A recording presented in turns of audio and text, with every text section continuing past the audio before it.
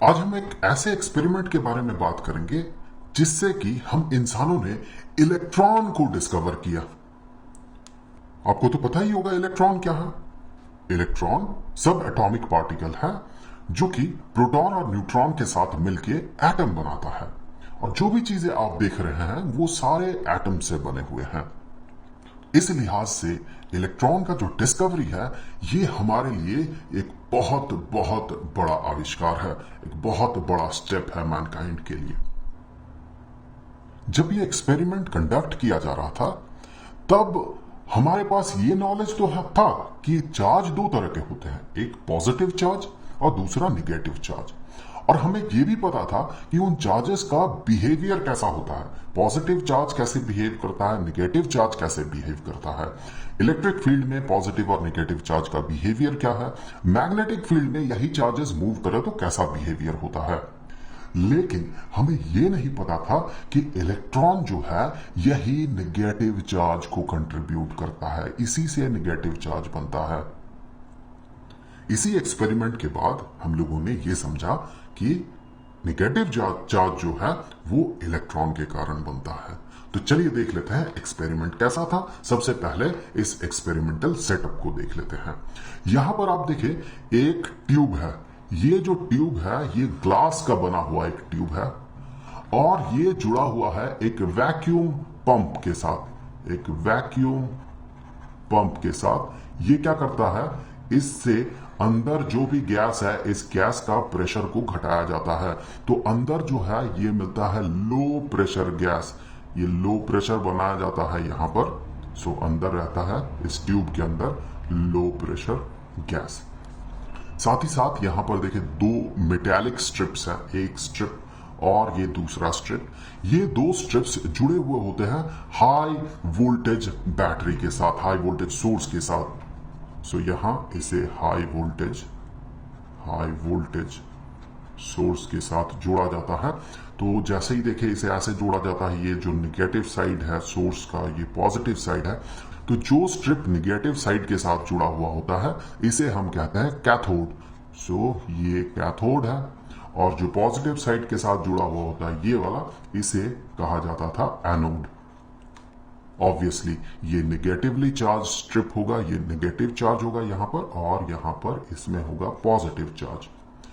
ये पाया गया कि इस वोल्टेज को काफी ज्यादा जब बढ़ाया गया तो यहां से इसमें दिखा करंट।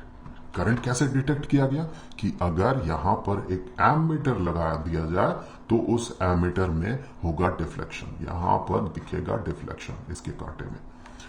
ये डिफ्लेक्शन जो है कंटिन्यूअस डिफ्लेक्शन दिखा। इसका मतलब ये जो इंडिकेट कर रहा था ये एक कंटिन्यूअस करंट इंडिकेट कर रहा था। पर ये कंटिन्यूअस करंट एग्जिस्ट कैसे करेगा? यहां पर ये तो ओपन सर्किट है, देखिए यहां पर सर्किट तो जुड़ा हुआ नहीं है। ओपन सर्किट में करंट का फ्लो कैसे हो सकता है? तो साइंटिस्ट ने ये अज्यूम किया, जो कि बड़ा ही ऑब्वियस है, कि कुछ ना कुछ इस रीजन में फ्लो कर रहा है, या तो इस साइड से कैथोड से एनोड की तरफ या फिर एनोड से कैथोड की तरफ कुछ ना कुछ फ्लो कर रहा है, जिसके कारण यहां सर्किट में हमें दिख रहा है करंट। अब जो भी फ्लो कर रहा है वो कैथोड से एनोड की तरफ फ्लो कर रहा है या एनोड से कैथोड की तरफ फ्लो कर रहा है, ये डिटेक्ट करना था। सो इसे डिटेक्ट करने के लिए उन लोगों ने क्या किया, सबसे पहले यहां पर कैथोड में कर दिया एक छोटा सा छेद।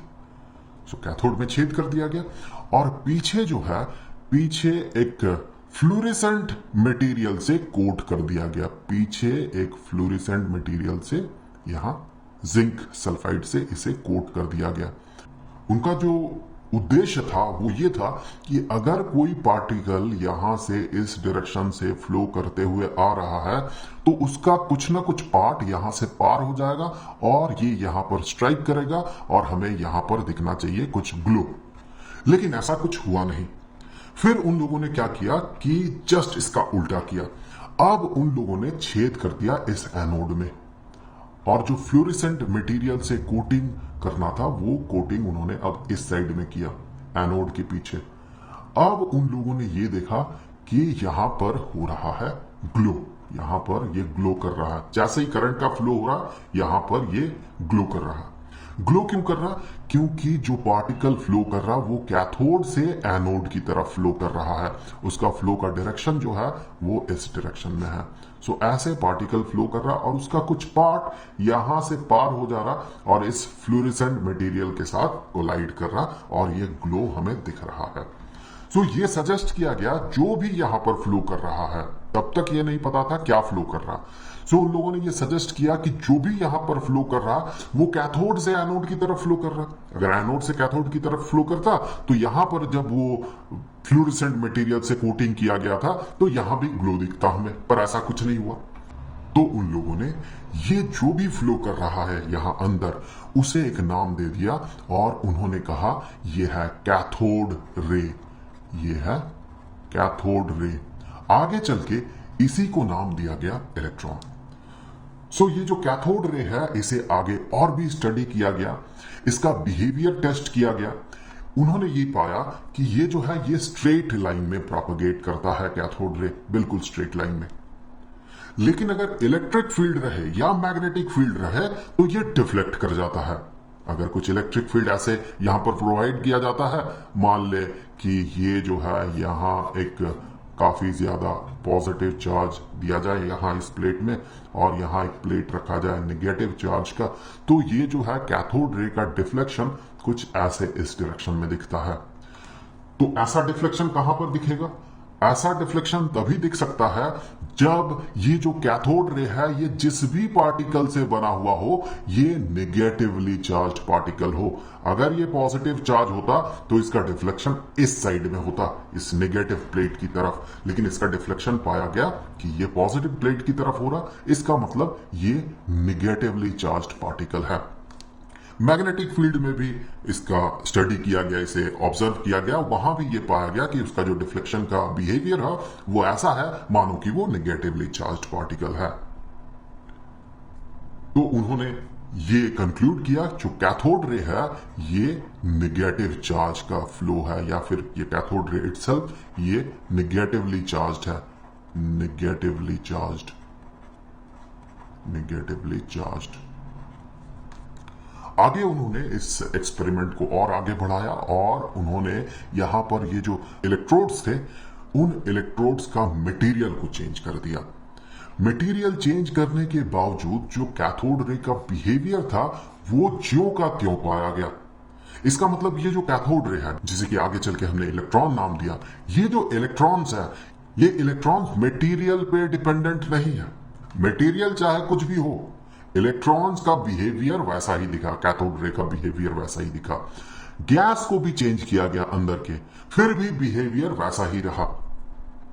तो उन्होंने जो नाम दिया आगे चल के इलेक्ट्रॉन, तो उन्होंने ये पाया कि ये जो इलेक्ट्रॉन है ये सारे एटम्स का बेसिक कंस्टिट्यूएंट है। मटेरियल चाहे कुछ भी हो, उसके एटम के अंदर जो इलेक्ट्रॉन है उस इलेक्ट्रॉन का बिहेवियर जो है वो एग्जैक्टली सेम है हर केस में। तो चलिए एक बार समराइज कर लेते हैं। हमने क्या देखा? हमने ये देखा कि कैथोड रे जो है जो पाया गया ये ऐसा पाया गया कि ये कैथोड से शुरू होता है और ये एनोड की तरफ बढ़ता है। होना ही चाहिए, कैथोड नेगेटिवली चार्ज्ड स्ट्रिप है यहां पर। सो इससे इलेक्ट्रॉन जो बाहर निकलता है ये इस पॉजिटिव चार्ज से अट्रैक्टेड होता है और ये एनोड की तरफ मूव करता है नेगेटिव चार्ज। ये पाया गया कि ये जो रेज है, जो कैथोड रे है, जो कि इलेक्ट्रॉन्स है, मूविंग इलेक्ट्रॉन, वो विजिबल नहीं है। ऑब्वियसली आप मूविंग इलेक्ट्रॉन को देख नहीं सकते हैं और इसका जो बिहेवियर है इसे ऑब्जर्व किया जा सकता है सर्टेन काइंड ऑफ मटेरियल से, जिसे कि हम फ्लोरेसेंट मटेरियल या फॉस्फोरेसेंट मटेरियल कहते हैं। जैसे कि हमने बात किया था, यहां पर यूज किया गया था जिंक सल्फाइड, यहां पर जिंक सल्फाइड यूज किया गया था जो कि एक फ्लोरेसेंट मटेरियल है और वो ग्लो करता है। सो इस तरह से जो कैथोड रे है उसका बिहेवियर को हम ऑब्जर्व कर सकते हैं। और ये भी पाया गया कि इलेक्ट्रिक या मैग्नेटिक फील्ड अगर ना हो तो ये बिल्कुल स्ट्रेट लाइन में प्रोपगेट करता है ये कैथोड रे, जिसे कि हमने इलेक्ट्रॉन नाम दिया।